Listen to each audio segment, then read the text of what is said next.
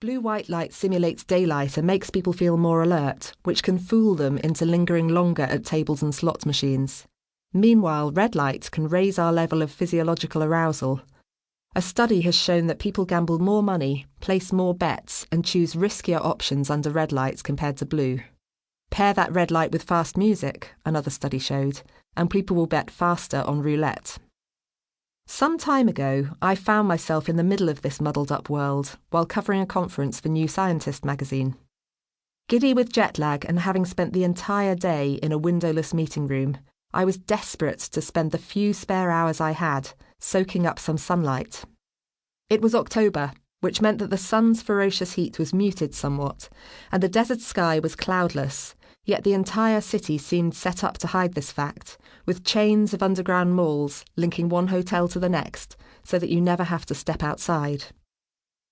Finally, I found myself surrounded by mock Greco-Roman architecture in the labyrinthine mall of Caesar's Palace, glimpsing what appeared to be daylight up ahead.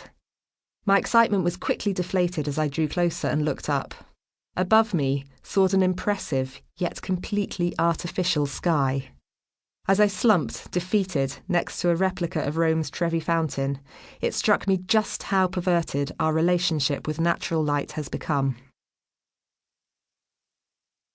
Our biology is set up to work in partnership with the sun.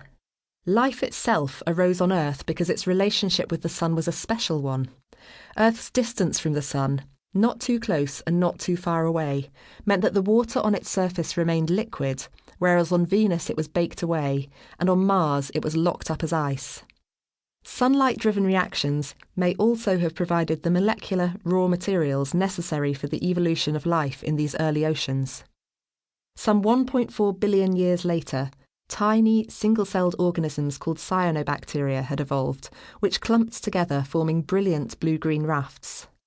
And though they were individually tiny, they achieved extraordinary feats, taking the sun's light and turning it into chemical energy through photosynthesis, which they stored away as sugar, thus incorporating sunlight into their very being.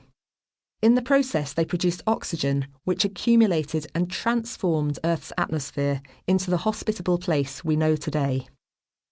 Life flourished and grew more diverse, evolving and changing, until, after another 2.4 billion years, the human species branched off. As we feasted upon the abundant plants and animals and walked under the sun's rays, we too assimilated starlight into the very fabric of our beings. For every plant we ate depended on the sun's energy to grow, as did every animal. These creatures couldn't survive without eating plants or eating animals that ate plants. And as the sun's light penetrated our eyes, it changed the chemistry of our brains, tweaking pathways that control our internal sense of time. So the sun brought order to our ancestors' biochemical reactions and behaviours, and, as they looked up to the sun and at the pinpricks of light that decorated the heavens, they found that it also brought spiritual order to their lives. Little wonder then that humans have long worshipped and revered our nearest star, from the Stonehenge solstice worshippers of Britain and Ireland to the Inca, who believed that they were descended from the sun god Inti. Our histories, religions and mythologies are packed with solar symbolism, whether it's the Greek god Helios pulling the sun across the sky in his chariot, the ochre-hued sun woman in the mythology of the Aboriginal people of northern Australia carrying her torch across the sky, or the significance of light and rebirth in Christianity. This makes sense because from humanity's very beginnings, the sun has governed both our bodies and our experience of the world. To our ancestors, the daily rising and setting of the sun and the seasonal fluctuations in heat, light and food must have seemed extraordinary, not to mention life-changing. Imagine yourself a Stone Age man or woman. There are no calendars telling you what time of year it is, no almanacs to explain what's gone before. You don't know that the world is round, tilted and spinning, and that it revolves around the sun, which is just one of billions of vast fiery balls floating in a vacuum called space.